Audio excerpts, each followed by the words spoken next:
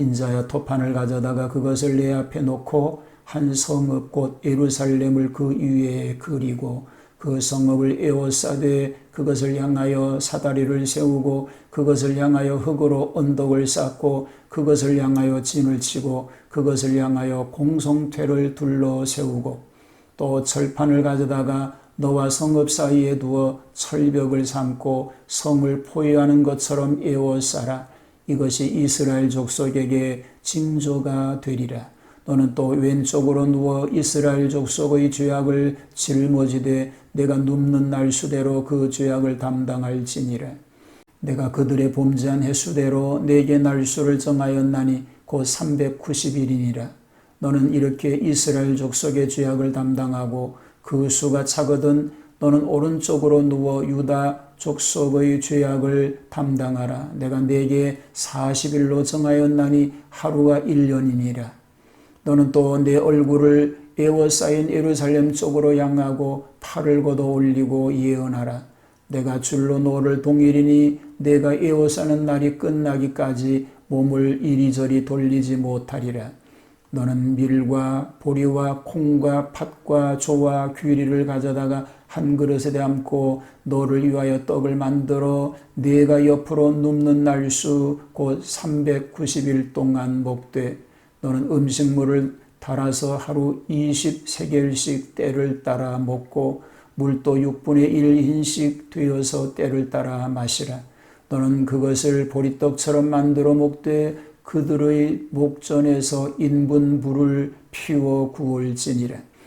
또 여호와께서 이르시되 내가 여러 나라들로 쫓아내어 흩어버릴 이스라엘 자손이 거기서 이같이 부정한 떡을 먹으리라 하시기로 내가 말하되 아하 주 여호와여 나는 영혼을 더럽힌 일이 없었나이다. 어려서부터 지금까지 스스로 죽은 것이나 짐승에게 찢긴 것을 먹지 아니하였고 가증한 고기를 입에 넣지 아니하였나이다.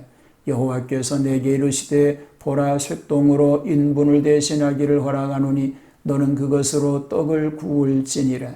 또 내게 이르시되 인자야 내가 예루살렘에서 의뢰하는 양식을 끊으리니 백성의 근심 중에 떡을 달아 먹고 두려워 떨며 물을 먹되 마시다가 떡과 물이 부족하여 피차에 두려워하여 떨며 그 죄악 중에서 쇠폐하리라. 에스겔 4장은 순환에 대한 징조입니다. 하나님께서는 에스겔을 통하여 순환에 대한 계시를 징조로 보이시는데 실물로 하셨습니다. 행동 계시이지요. 3번 나타나십니다. 이것이 에스겔 예언 당시에는 유다인들에게 있어서는 어리석은 일같이 보였습니다. 그러나 하나님의 미련한 것이 사람보다 지혜롭다라고 성경은 말하고 있는 것입니다. 예루살렘 포위에 대한 징조입니다. 1절로 3절이지요. 예루살렘이 바빌론 군대에게 포위당할 때에는 여기에 기록된 에스겔의 행동 예언이 이스라엘 백성에게 하나님의 참된 경고였던 사실이 알려진다는 것입니다. 여기 토판은 토소판을 의미합니다. 진흙을 빚어 굳게 말렸는데 여기에 글을 쓸 수 있게 만들어 놓은 흙종이인 것입니다.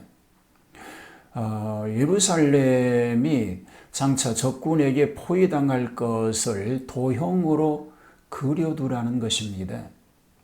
이렇게 하시는 목적은 물론 장차 이스라엘 족속으로 하여금 이 예언 성취를 보고 그때에라도 믿게 하려는 의미가 담겨 있는 것입니다.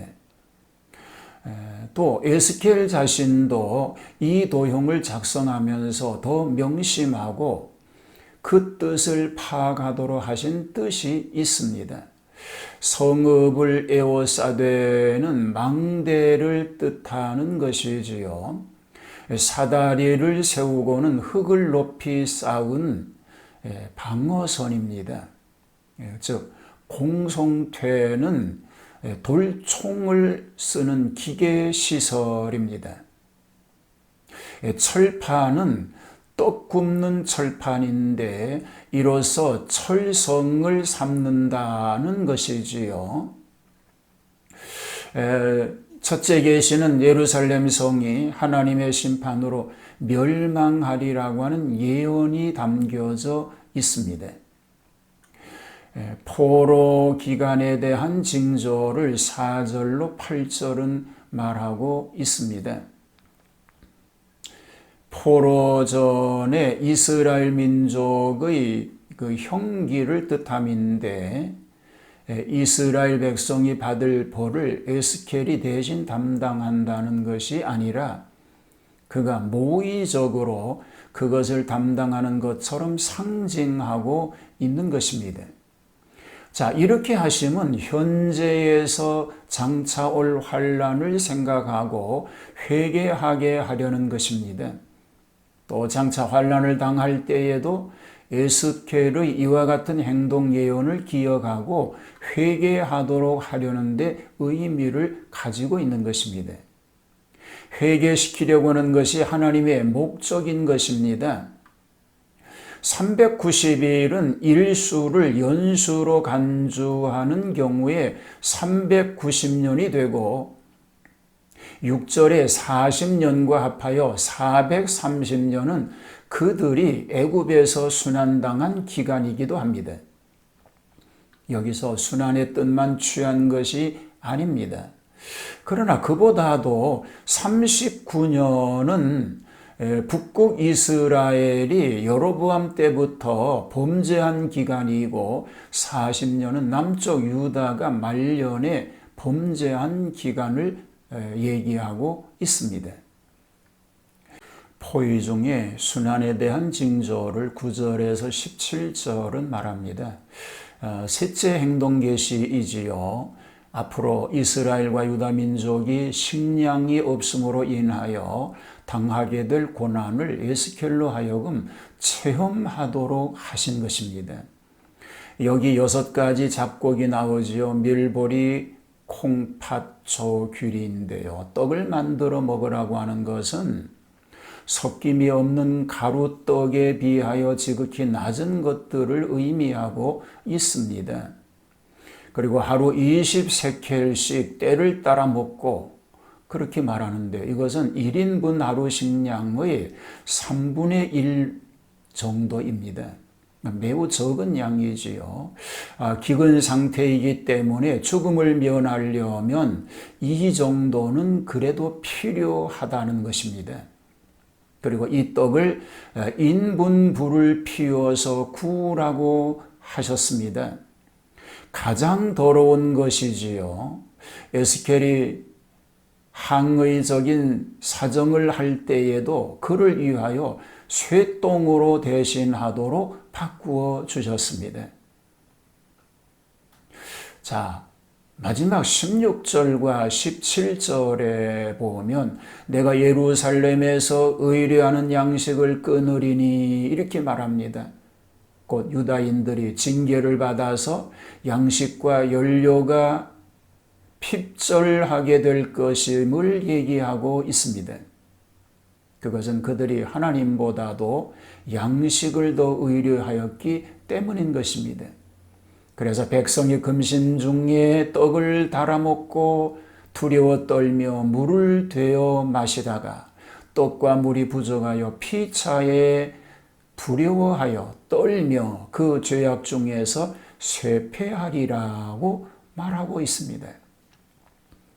이것은 하나님의 진노의 날입니다.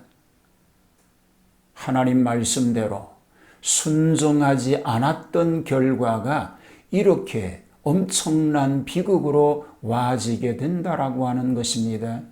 오늘 우리는 주님의 말씀에 귀를 기울이고 말씀의 의미를 되새기고 말씀을 따라 순종함으로 복된 삶을 다 누릴 수 있게 되어야 합니다. 이런 삶 되시기를 주님의 이름으로 축복합니다.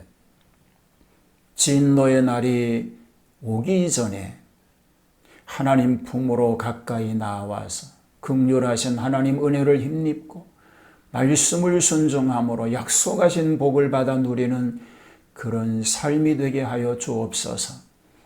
지구촌에 임한 진노의 어려운 문제들을 경험하게 되면서 이런 때일수록 더욱 하나님께로 더 가까이 주님 나아가게 하시고, 그래서 주님의 보호하심과 인도하심 가운데 있게 하여 주시옵소서. 예수님 이름으로 기도하옵나이다. 아멘.